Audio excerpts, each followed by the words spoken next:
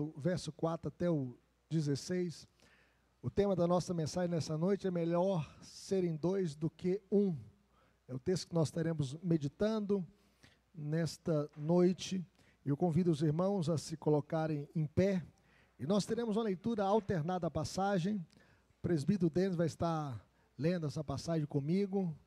E nós teremos uma leitura alternada desse texto, né? Eclesiastes capítulo 4, verso 14 ao 16. Os irmãos vão poder acompanhar a leitura aí com o presbítero Denis. Vamos ler esse texto. Você que está em casa, acompanha a leitura com fé e esperança para a nossa edificação. Estamos fazendo a exposição deste livro maravilhoso. Este livro que mostra a realidade da vida e como nós devemos olhar, não abaixo apenas do sol, nós devemos olhar acima do sol, para aquele que é a luz do mundo. Vamos ler então o verso 4 até o 16, alternadamente. Então vi que todo trabalho e toda destreza em obras provém da inveja do homem contra o seu próximo. Também isto é vaidade correr atrás do vento. O tolo cruza os braços e come a própria carne, dizendo: melhor é um punhado de descanso do que ambas as mãos cheias de trabalho e correr atrás do vento. Então considerei outra vaidade debaixo do sol. Isto é, um homem sem ninguém, não tem filho, nem irmã, contudo não cessa de trabalhar, e seus olhos não se fartam de riquezas, e não diz: para quem trabalho eu, se nego a minha alma os bens da vida? Também isto é vaidade e enfadonho trabalho. Melhor é serem dois do que um, porque tem melhor paga do seu trabalho. Porque se caírem um, levanta o companheiro, ai, porém, do que estiver só, pois caindo não haverá quem o levante. Também, se dois dormirem juntos, eles se aquentarão, mas um só, como se aquentará? Se alguém quiser prevalecer contra um, os dois lhe resistirão. O cordão de 3 dobras não se rebenta com facilidade. Melhor é o jovem pobre e sábio do que o rei velho e insensato, que já não se deixa admoestar. Ainda que aquele saia do cárcere para reinar, ou nasça pobre no reino deste. Vi todos os viventes que andam debaixo do sol, com o jovem sucessor que ficará em lugar do rei. Era sem conta todo o povo que ele dominava, tampouco os que virão depois se hão de regozijar-se nele. Na verdade, que também isto é vaidade e correr atrás do vento. Vamos repetir comigo o versículo 9 juntamente? Melhor é serem dois do que um, porque tem melhor paga do seu trabalho. Oremos. Pai querido, fale conosco por meio da tua palavra, Senhor, que possamos entendê-la e aplicá-la na nossa vida, ó Deus, e que possamos extrair desse texto lições que possam marcar a nossa vida hoje e para sempre. Enche a nossa vida, Deus, de conhecimento do Senhor. O Senhor que inspirou esse texto possa nos iluminar, ó Deus, para que possamos entendê-lo e aplicá-lo à nossa vida, e que possamos entender aqui todas as comparações que Salomão fez, para que possamos viver de maneira agradável ao Senhor, neste mundo debaixo do sol, e sobretudo, ó Deus, olhando acima do sol, para aquele que é a luz da vida, a luz das nossas vidas. Essa é a nossa oração, no nome de Jesus, para a glória de Jesus. Amém. Podem sentar, meus irmãos. As pessoas gostam de comparar. Este é melhor do que aquele. O original foi melhor do que a sequência. Esses são mais caros, mas vale o preço. Então, comparar, meus irmãos, é a maneira de avaliar o que realmente importa. A gente está sempre comparando uma coisa com a outra para avaliar o que realmente importa. O autor de Eclesiastes também, ele faz comparações, mas com propósito espiritual. Ele está fazendo algumas comparações para que a gente possa entender como nós devemos viver de maneira melhor debaixo do sol. Ele compara estilo de vida e atitude diante da vida para mostrar o que nós devemos viver melhor debaixo do sol. E nesse capítulo ele apresenta 3 realidades melhores. Ele fala assim: melhor é um punhado de descanso do que ambas as mãos cheias de trabalho e correr atrás do vento. E depois ele fala assim: melhor é serem 2 do que 1, porque tem melhor paga do seu trabalho. E depois ele fala: melhor é o jovem pobre e sábio do que o rei velho e insensato, que já não se deixa admoestar. Então ele está fazendo comparações para que a gente possa entender como nós devemos viver a vida debaixo do sol. Essas comparações apontam para uma sabedoria prática e profundamente espiritual. E a grande ideia dessa passagem é que a sabedoria de Deus nos ensina que a vida só tem sentido quando é vivida com contentamento, comunhão e humildade. Virtudes aqui que se cumprem plenamente em Cristo quando nós olhamos acima do sol para aquele que é o sol da justiça. E aqui nós aprendemos, em primeiro lugar, que melhor é viver com contentamento. Salomão observa que o trabalho pode se tornar um ídolo, pode se tornar um Deus da nossa vida. E muitos trabalham não por amor, mas por inveja. Veja o que diz o verso 4. Vamos ler comigo o verso 4? Então vi que todo o trabalho e toda destreza em obras provém da inveja do homem contra o seu próximo. Alguns chegam a dizer que a inveja move o mundo.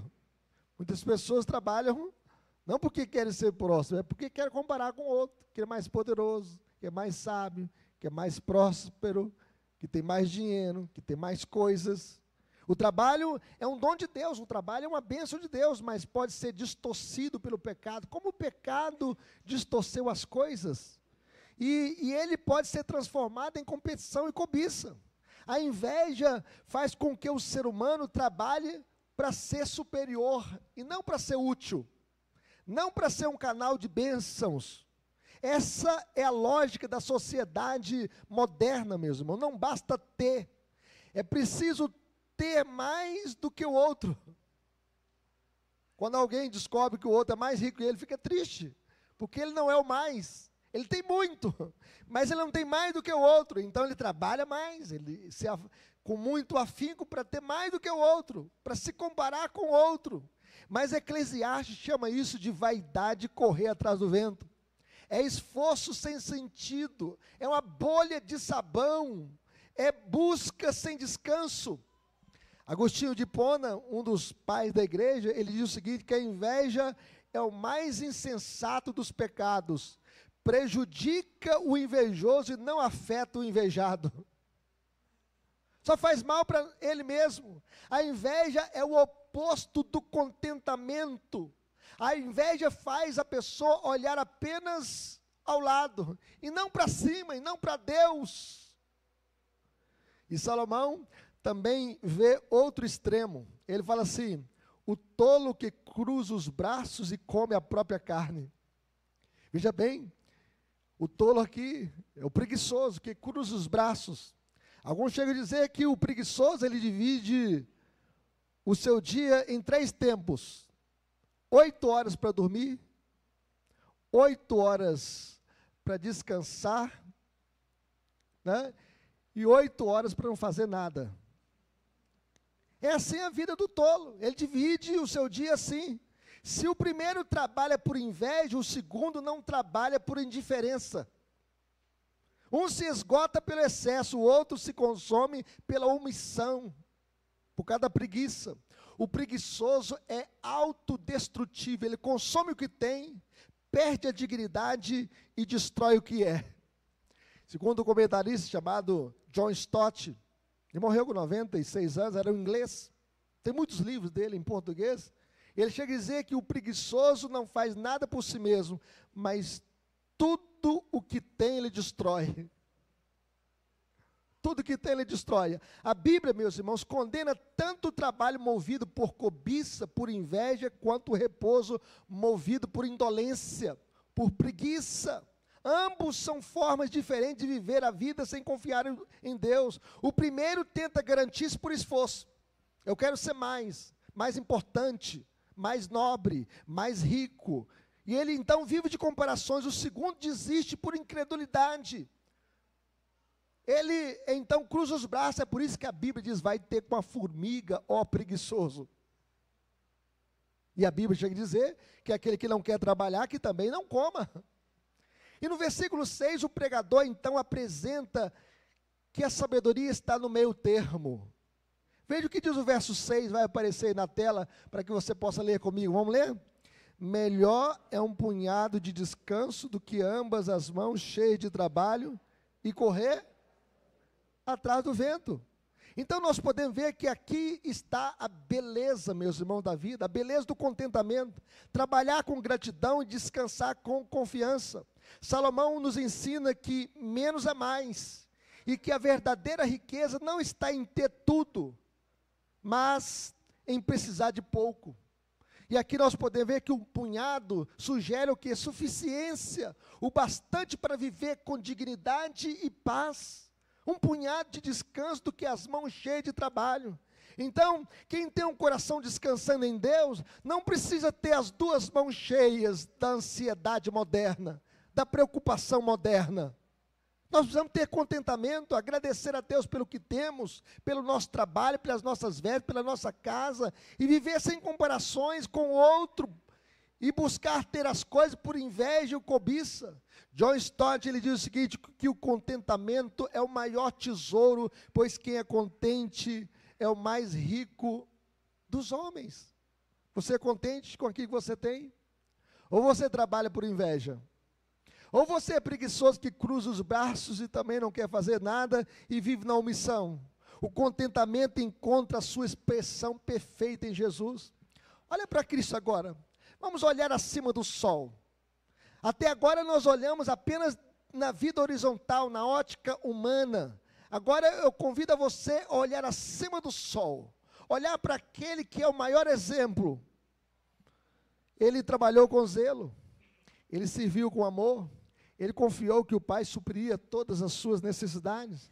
Não cobiçou posições, riqueza ou glória. Ele diz: eu não vim para ser servido, eu vim para servir e dar a minha vida em resgate por muitos. E a Bíblia diz que ele esvaziou, ele tomou a forma de servo e foi humilde até a morte e morte de cruz. Jesus, meus irmãos, é o maior exemplo de contentamento. Ele não foi ocioso nem invejoso. Ele trabalhou, ele viveu para o propósito do Pai, confiando que o Senhor supriria cada necessidade. Não é isso que Paulo aprendeu?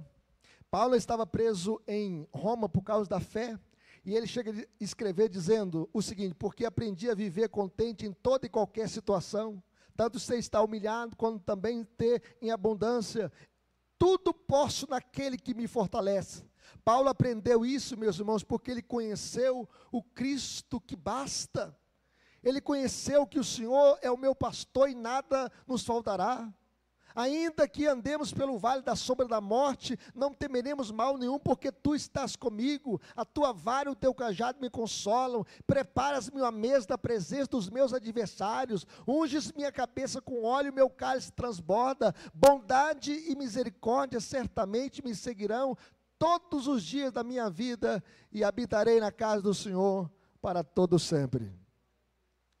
Mas, em segundo lugar, meus irmãos, é melhor trabalhar em parceria. Em primeiro, é melhor viver contente. Em segundo, é melhor trabalhar em parceria. Veja o que diz aí os versículos que eu quero ler com vocês, 7 e 8. Vamos ler comigo? Então, considerei outra vaidade debaixo do sol, isto é, um homem sem ninguém, não tem filho nem irmã, contudo não cesse trabalhar, e seus olhos não se fartam de riquezas, e não diz: para quem trabalho eu, se nego a minha alma os bens da vida? Também isto é vaidade e enfadonho trabalho. Veja bem que Salomão aqui, ele observa a vida debaixo do sol, na ótica humana, e ele enxerga um homem sozinho, um homem que não tem filhos, não tem herdeiros, não tem amigos, sem comunhão, E ele trabalha sem parar, ele acumula sem medida, mas ele nunca pergunta, para quem? Eu vou deixar tudo aquilo que eu estou acumulando. Ele não tem filho, ele não tem irmã, ele não tem irmão, ele não tem herdeiro, e ele trabalha sem parar. E esse é um retrato, meus irmãos, de uma geração que confunde sucesso com plenitude. Tem gente que vive para trabalhar, mas não trabalha para viver. Ele tem tudo menos alguém. Ele não tem alguém para compartilhar, para sorrir. Ele não tem alguém para motivar. Ele só vive em função do trabalho. E como disse um autor moderno, trabalhou tanto para construir o império que não percebeu que destruiu um lar. Porque nenhum sucesso na vida compensa o fracasso familiar.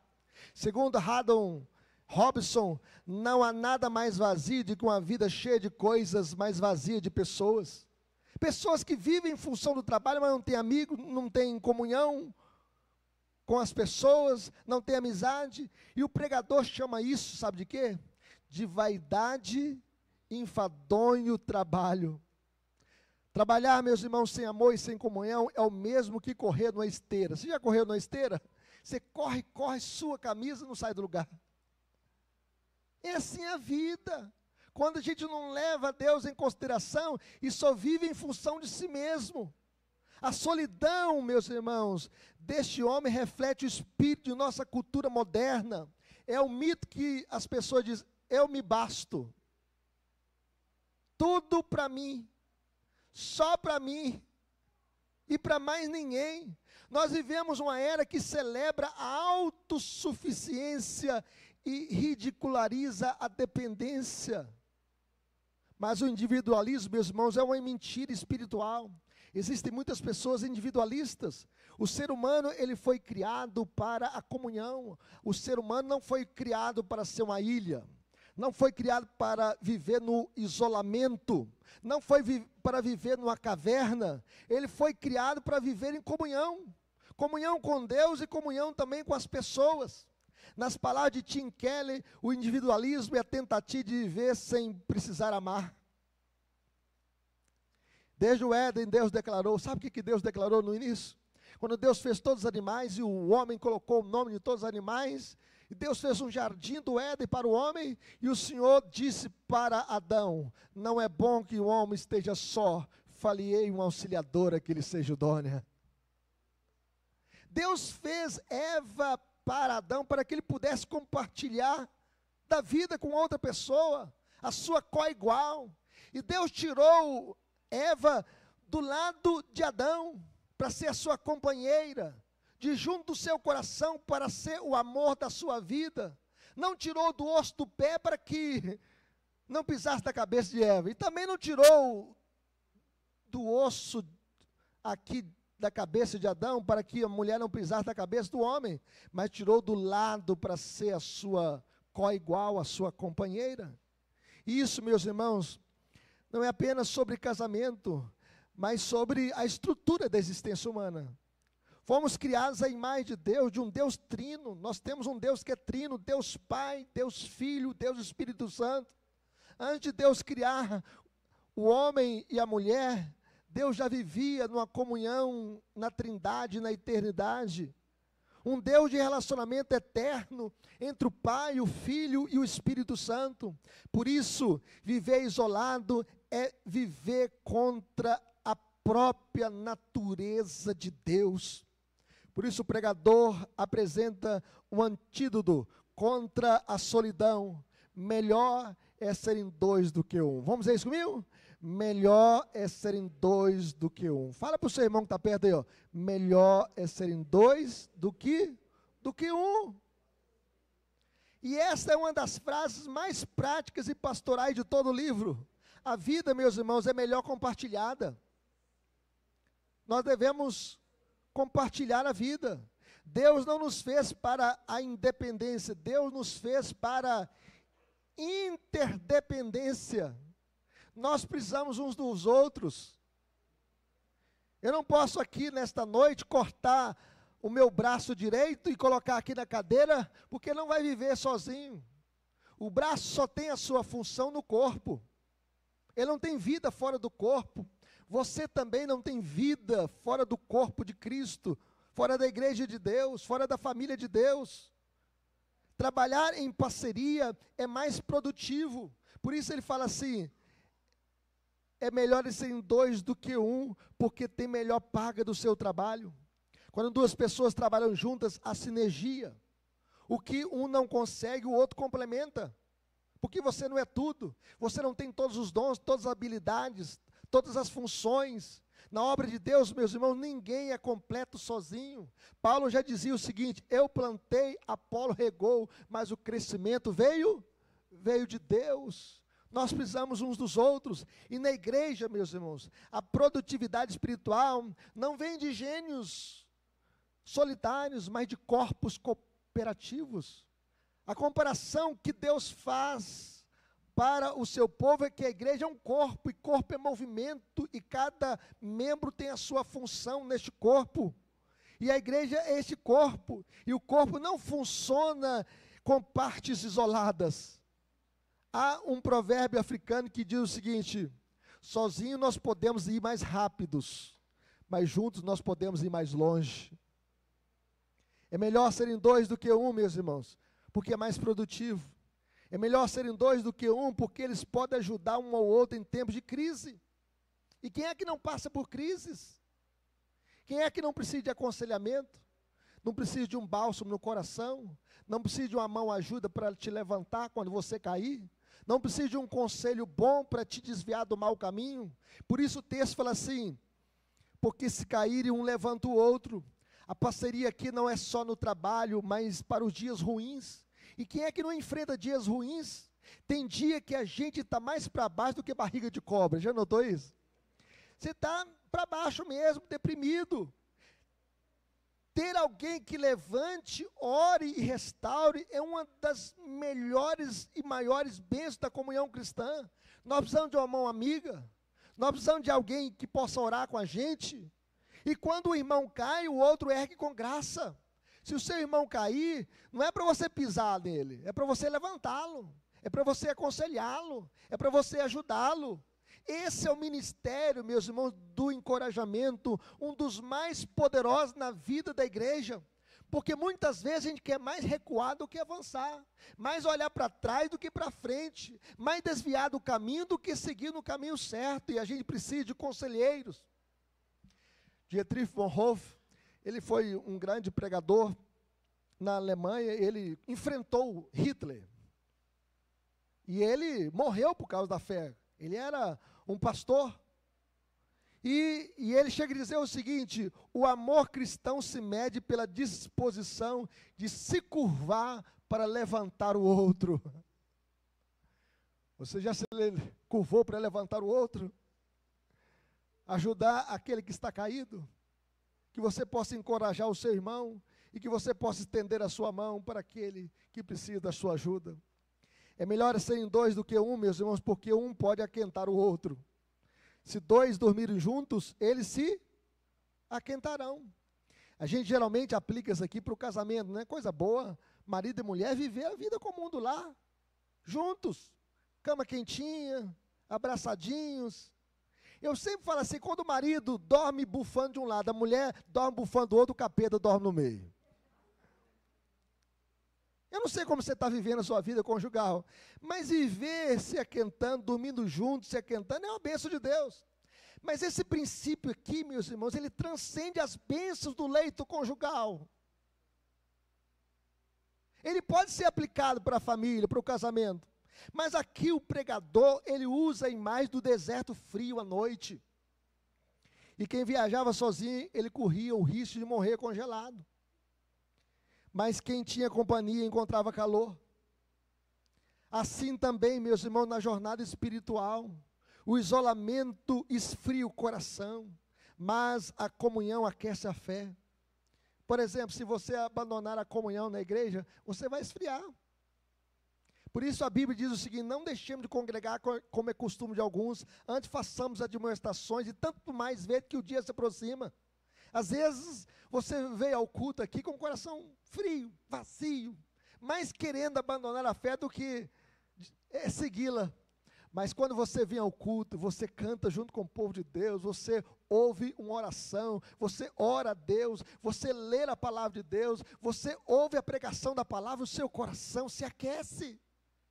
Nós precisamos dessa companhia, meus irmãos, porque quando nós esfriamos, o calor de outro cristão pode nos aquentar, pode nos aquecer, pode nos despertar. Segundo Emílio Garófalo, precisamos de gente amada, de aquecer o coração, gente que se compromete para as noites escuras da alma. Já passou aqui pelas noites escuras da alma? Onde você é tentado por Satanás 24 horas?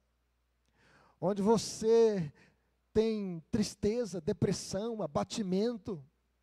E você precisa de alguém para aquecer o seu coração nessas noites escuras da alma. Por isso nós precisamos de presença de um outro cristão na fé para aquecer o nosso coração, de amigos, de amizades cristãs, para chorar com os que choram, se alegrar com os que se alegram, carregar as cargas uns dos outros e animar uns aos outros na caminhada cristã.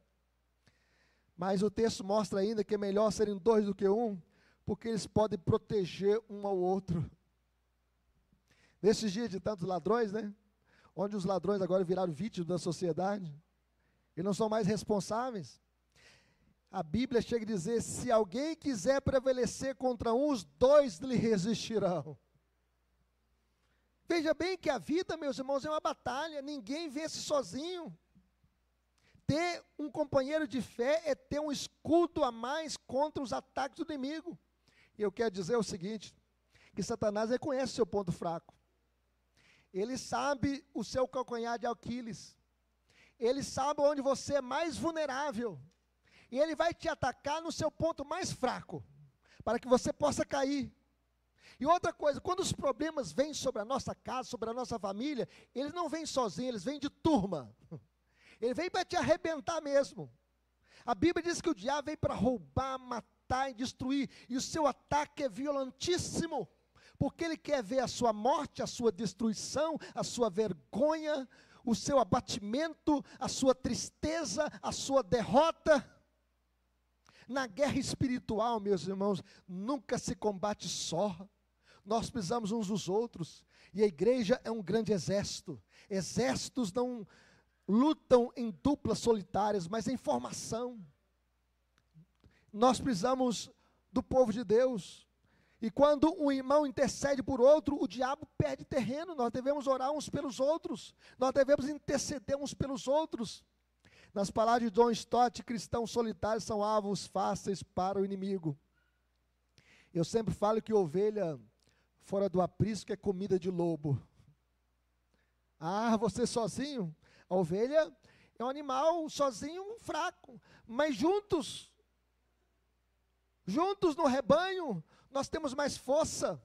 E o rei pregador, ele conclui dizendo, o cordão de 3 dobras não se arrebenta com facilidade. Essa, meus irmãos, é a imagem perfeita da amizade cristã centrada em Deus. 2 unidos aqui em amor humano são fortes, mas 3 com Deus no centro são inquebrantáveis.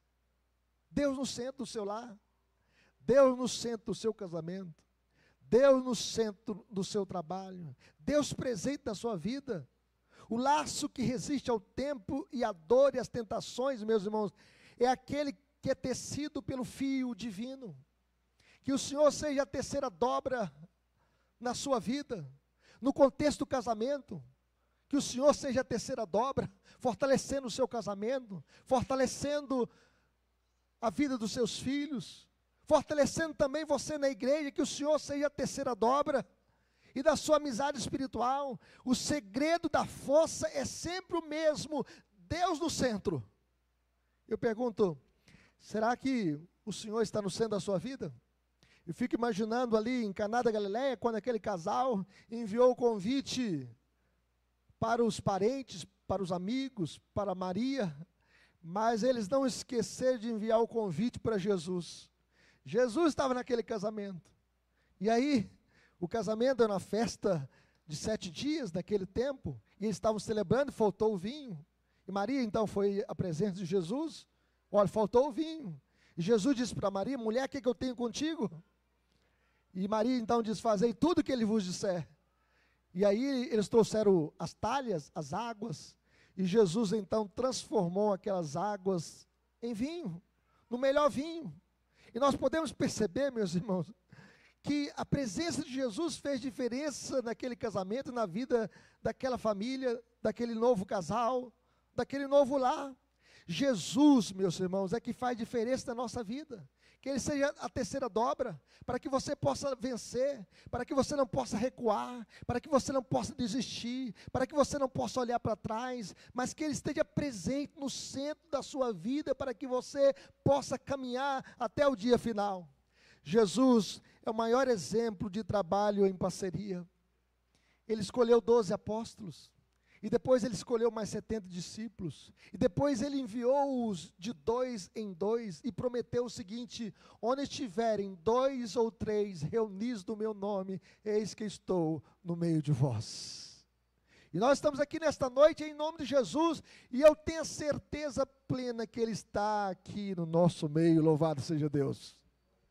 O Filho de Deus, meus irmãos, não veio para agir sozinho, mas para formar uma comunidade redimida, um corpo interdependente, formar uma igreja que foi resgatada pelo seu sangue, comprada pelo seu sangue e batizada com o Santo Espírito da promessa. Cristo, meus irmãos, é o terceiro fio do cordão, e a presença dele é que torna a comunhão durável e viva. A igreja só é viva porque Cristo está nela. A igreja só é viva porque Cristo diz: eis que estou convosco todos os dias até a consumação dos séculos. Portanto, trabalhar em parceria não é apenas uma estratégia humana, mas é participar da vida trinitária de Deus. Esse Deus que vive numa comunhão eterna chama o seu povo para viver em comunhão com Ele e uns com os outros. Mas para concluir, meus irmãos, terceiro, é melhor liderar com o espírito ensinável. Veja o que diz o verso 13 e 14, vamos ler comigo? Melhor é o jovem pobre e sábio do que o rei velho insensato, que já não se deixa de molestar, ainda que aquele saia do cárcere para reinar, ou nasça pobre no reino deste. Aqui nós temos então o contraste de dois tipos de liderança. Um rei velho, insensato, que se recusa a ouvir conselhos. É o tipo de líder que não ouve ninguém, que não escuta ninguém, que não aprende, que não é ensinável, que não quer crescer, que não está aberto a aprender, que acha que sabe de tudo. Mas aqui mostra também um jovem pobre e sábio que, embora venha da pobreza e da obscuridade, ele possui a virtude da humildade e a disposição para aprender, a disposição para estar crescendo. E essa é a imagem, meus irmãos, de um conflito geracional e espiritual. De um lado, a autossuficiência, quando a pessoa se julga, sabe tudo. Não quero mais aprender, eu já sei tudo. Tem gente que já abandonou a escola dominical porque ele acha que já formou. Veja que na escola dominical a gente não tem formação. A gente está sempre aprendendo. Conheçamos e prossigamos em conhecer o Senhor. Mas o rei velho e insensato, ele não quer mais ouvir admoestação e conselhos. Mas do outro lado a gente vê a sabedoria que nasce da dependência e da escuta. A Bíblia diz, meus irmãos, que a gente tem que falar menos e ouvir mais. Veja bem como é que Deus fez o corpo humano. Deus fez o corpo com quantas bocas? Uma, né? Com 2 ouvidos. Isso significa que você tem que ouvir mais e falar menos. Isso significa que você tem que aprender mais, que tem que escutar mais. O texto apresenta aqui, meus irmãos, uma história típica da sarjeta ao palácio, de um jovem pobre, talvez lembrando aqui a trajetória de José, lembra de José? De José que foi vendido como escravo, de José que foi para a casa de Potifar, de José que foi acusado e por causa dessa acusação falsa ele foi para a prisão, de José que ficou 2 anos na prisão, interpretou o sonho do copeiro-chefe, do padeiro-chefe, e foi esquecido na prisão, mas depois ele interpretou o sonho de Faraó, e ele então se tornou o governador de toda a terra do Egito. Ou também aqui de Davi que era o caçula na casa de Jessé, um que cuidava das ovelhas da casa do seu pai, o que tinha matado um urso e um leão com a sua força, e este homem simples, humilde, venceu o gigante na batalha, derrotou Golias de quase 3 metros de altura. Então quem sabe ele está pensando aqui nesses 2 homens, e ele é exaltado inesperadamente a posição de rei, e ele substitui um governante que se tornara orgulhoso e fechado à correção. Por um tempo, o novo rei amado e seguido por multidões é aclamado, sua sabedoria e energia o tornam popular. No entanto, com o passar do tempo, até ele é esquecido. O ciclo se repete, os líderes sobem, brilham por um tempo e depois desaparecem da memória coletiva, o povo esquece dos feitos do rei. Multidões incontáveis cercam, mas depois surge uma nova geração que o rejeita. E aí, nós podemos ver aqui que o pregador conclui também: isto é vaidade e correr atrás do vento. Veja bem, meus irmãos, que a fama humana é fugaz, o poder é transitório, ninguém fica no poder para sempre, tem um mandato, a glória terrena é vento que passa. E a diferença essencial aqui entre os 2 reis não é a idade, nem a condição social, mas a atitude de correção, de ouvir, de se corrigir e de ser ensinável. O rei velho já não se deixa de molestar, ele não quer exortação, ele não quer aprender mais, ele acha que já sabe tudo. Ele se tornou intratável, soberbo, orgulhoso, autorreferente, o dono de si e da sua própria história.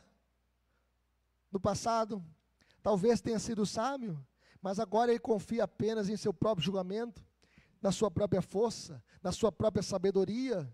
Esse é o perigo, meus irmãos, de muitos que chegam ao topo. Quando chegam no ápice da carreira, ele acha o seguinte: eu já sei tudo, eu não preciso aprender mais.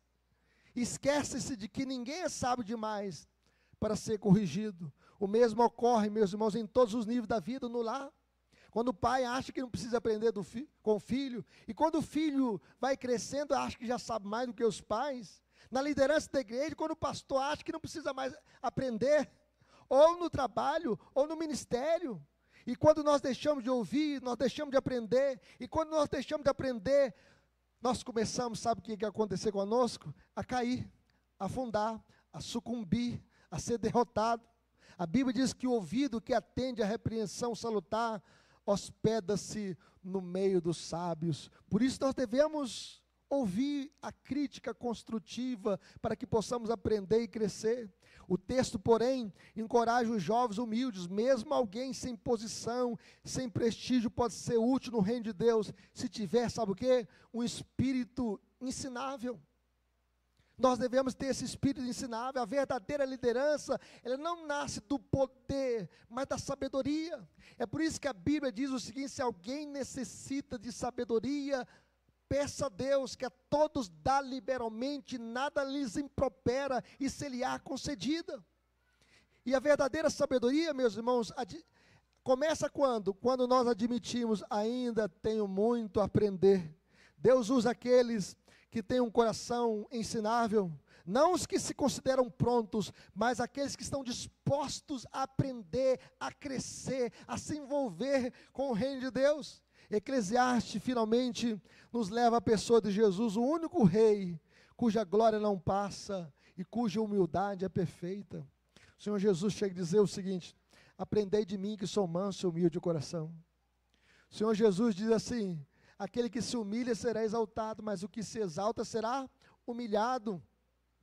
E o Evangelho nos mostra, meus irmãos, que Jesus, ele crescia em sabedoria, estatura e graça, diante de Deus e dos homens. Mesmo sendo o Filho eterno de Deus, Jesus se fez servo, e ele aprendeu a obediência pelas coisas que sofreu. Ele ouviu a voz do Pai e seguiu o seu conselho até a cruz. Quando alguém queria desviá-lo da cruz, como Pedro, ele falou: arreda-te, Satanás, porque não cogita das coisas de Deus. Nós podemos perceber que por isso Deus o exaltou sobremaneira, e lhe deu um nome que está acima de todo nome, para que ao nome de Jesus todo joelho se dobre nos céus, na terra e debaixo da terra. Jesus, meus irmãos, é o exemplo supremo de liderança ensinável, o rei cuja glória jamais se dissipará. João Calvino, ele se converteu com 30 e poucos anos, e ele descreveu a sua conversão como um momento em que Deus subjugou a sua mente e a levou a um estado aberto ao ensino. João Calvino chegou a comentar quase toda a Bíblia. Ele foi pastor em Genebra durante 28 anos. Ele escreveu as cartas para vários imperadores. Ele escreveu as Institutas de João Calvino para o rei Francisco I da França, quando havia uma perseguição muito grande contra os reformadores, e ele então fez uma defesa da fé cristã para o imperador francês, Francisco I, e ele entendia que ser cristão é ser um aprendiz permanente de Jesus. É por isso que a Bíblia diz o seguinte: ide, portanto, e fazei discípulos de todas as nações. E nós somos discípulos de Jesus. Concluindo, meus irmãos, Eclesiastes 4 nos mostra 3 lições de sabedoria. Contentamento, viva satisfeito com o que Deus lhe dá. Parceria, não caminhe sozinho, mas em comunhão. E seja humilde, mantenha um coração ensinável. E essas 3 virtudes, meus irmãos, se unem plenamente em Cristo, que é o nosso exemplo, amigo, mestre, Senhor, Salvador. Ele é o cordão de 3 dobras, é a terceira dobra desse cordão que não se rompe, louvado seja Deus. Ele é essa terceira dobra. Como viveremos então? Como viveremos nesse século 21? Como nós devemos viver a nossa vida? Em primeiro lugar, nós viveremos com o coração satisfeito em Deus. Não trabalharemos movidos pela inveja, não descansaremos movidos pela preguiça, mas viveremos com contentamento no que o Senhor nos dá. Nós iremos trabalhar com gratidão, nós iremos descansar com confiança, e nós iremos confiar que o Senhor vai suprir todas as nossas necessidades.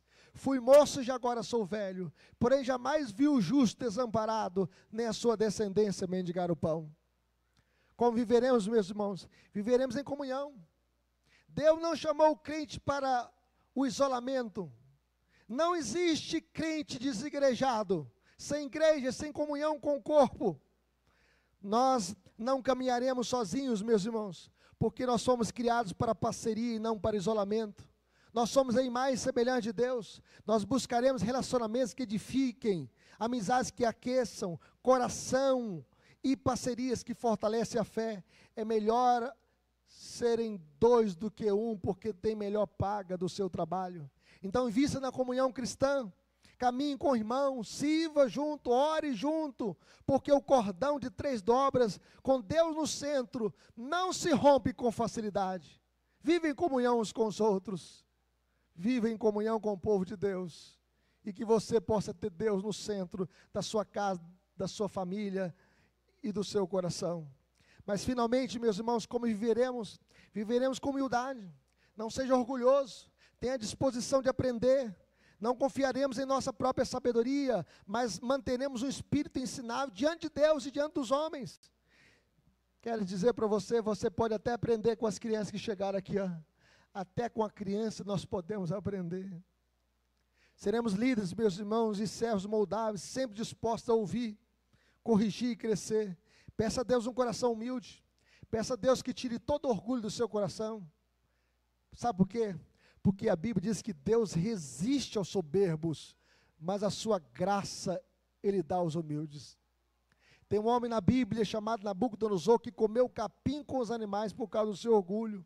Então aceite conselhos, aprenda com repreensões e siga o exemplo de Jesus, que não veio para ser servido, mas para servir e dar sua vida em resgate por muitos. Ele é o rei que aprendeu a obediência pelas coisas que sofreu e foi exaltado à destra de Deus.